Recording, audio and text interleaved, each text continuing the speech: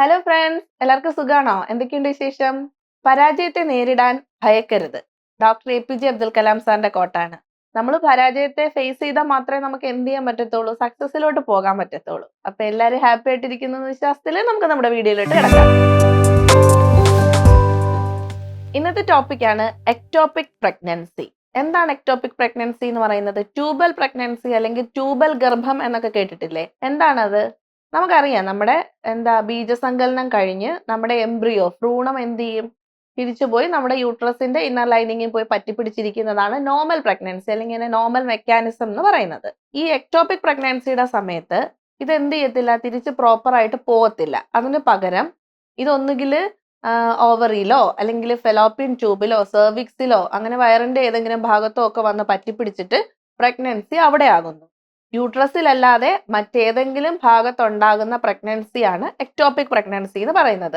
കൂടുതലായി ഇത് കാണപ്പെടുന്നത് ഫെലോപ്പിയൻ ട്യൂബിലാണ്. അതായത് നമ്മുടെ യൂട്രസിൽ നിന്ന് ഇങ്ങനെ 2 ട്യൂബുകൾ പോകുന്നുണ്ട്. ആ ട്യൂബിലായിരിക്കും കൂടുതലായും കാണപ്പെടുന്നത്. അപ്പൊ ഇത് എങ്ങനെയാ നമ്മൾ കണ്ടുപിടിക്കുക?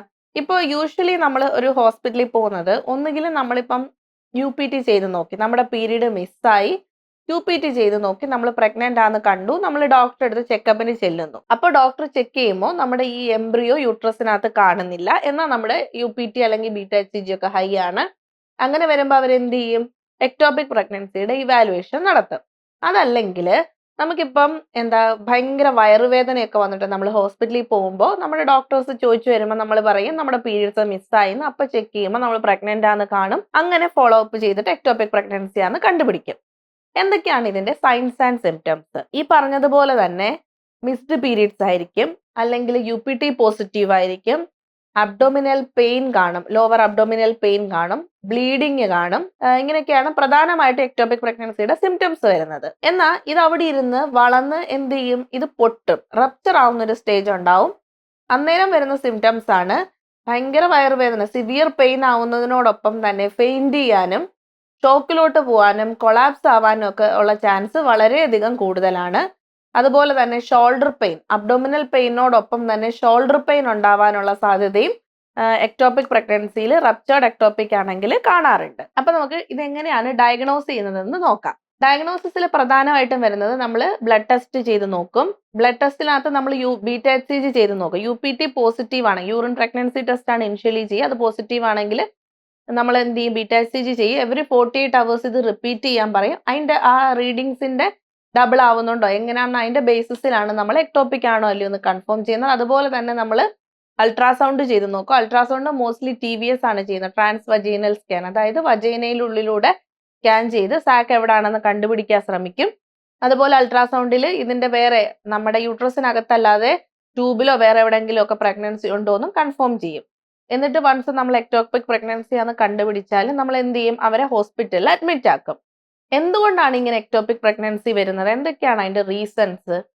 ഒന്നുകിൽ നമ്മുടെ റീപ്രൊഡക്റ്റീവ് ഓർഗൻസിൽ ഉണ്ടാവുന്ന ഇൻഫെക്ഷൻസ് മൂലം ഉണ്ടാവാം. അതല്ലെങ്കിൽ പ്രീവിയസ് എന്തെങ്കിലും സ്കാർ, എന്തെങ്കിലും സർജിക്കൽ ഇന്റർവെൻഷനോ എന്തെങ്കിലും ചെയ്തിട്ട് അവിടെ എന്തെങ്കിലും സ്കാർ ഉണ്ടെങ്കിൽ ഈ എംബ്രിയോ തിരിച്ചു പോയിട്ട് ഈ സ്കാറിൽ വന്ന് പറ്റിപ്പിടിക്കാനുള്ള സാധ്യതയും വളരെ കൂടുതലാണ്.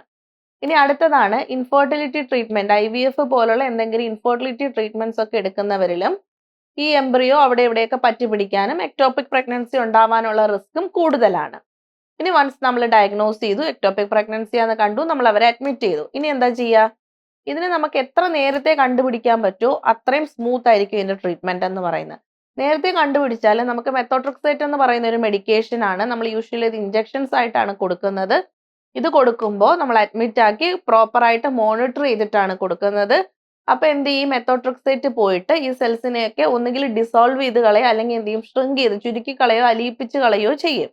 അതുവഴി അതങ്ങ് പോവും. എന്നിട്ട് നമ്മൾ എന്ത് ചെയ്യും? പോസ്റ്റും നമ്മൾ β-HCGയുടെ ഫോളോ അപ്പ് നടത്തും. അതല്ലാന്നുണ്ടെങ്കിൽ സർജിക്കൽ ഇന്റർവെൻഷൻസ് ഉണ്ട്. കുറച്ചും കൂടി നേരത്തെയാണ് നമ്മൾ ഇത് റപ്ചർ ആയി വരുവാണെന്നുണ്ടെങ്കിൽ ലാപ്രോസ്കോപ്പി ചെയ്ത് നമുക്ക് ഒന്നുകിൽ എന്ത് ചെയ്യാം? ഈ എക്ടോപിക് പ്രഗ്നൻസിയെ റപ്ചർ ആയിട്ടില്ലെങ്കിൽ അങ്ങനെ എടുത്തു കളയും.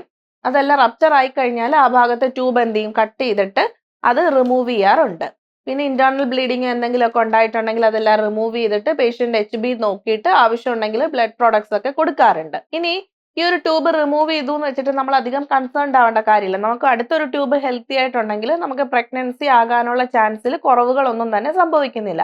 റപ്ചർ ആയാൽ നമുക്ക് വേറെ ഓപ്ഷൻ ഇല്ല. അതുകൊണ്ടാണ് നമ്മളത് അങ്ങനെ ചെയ്യുന്നത്. ചിലപ്പോൾ ലാപ്പ് പറ്റുന്നില്ല എന്നുള്ള കണ്ടീഷനാണ്, എമർജൻസി ആയിട്ടാണ് വരുന്നതെങ്കിൽ നമ്മൾ ഓപ്പൺ ചെയ്ത് നമ്മൾ ആ സർജിക്കൽ പ്രൊസീജിയർ ചെയ്യാറുമുണ്ട്. ഇനി അപ്പൊ അടുത്ത പ്രഗ്നൻസി ആകുന്ന സമയത്ത് നമ്മൾ എന്ത് ചെയ്യും, അവരോട് അഡ്വൈസ് ചെയ്ത് വിടും ഏർലി തന്നെ. ഇപ്പൊ വൺസ് UPT പോസിറ്റീവ് അല്ലെങ്കിൽ പീരീഡ് മിസ്സായാൽ ഏർലി തന്നെ ഡോക്ടറിനെ കാണണമെന്നും പ്രോപ്പറായിട്ട് എക്ടോപിക് പ്രഗ്നൻസി ഒന്നും അല്ല, ഹെൽത്തി പ്രഗ്നൻസി ആണ് എന്നുള്ളത് മേക്ക് ഷുവർ ചെയ്യാനും ശ്രമിക്കണമെന്ന് നമ്മൾ പോസ്റ്റ് അഡ്വൈസ് ചെയ്താണ് വിടുന്നത്. അപ്പൊ ഈ വീഡിയോ യൂസ്ഫുൾ ആയിട്ടുണ്ടെങ്കിൽ എല്ലാവരും ലൈക്ക് ചെയ്യുക, ഷെയർ ചെയ്യുക, സബ്സ്ക്രൈബ് ചെയ്യുക. അടുത്ത വീഡിയോ കാണുന്നവരെല്ലാവർക്കും ബൈ.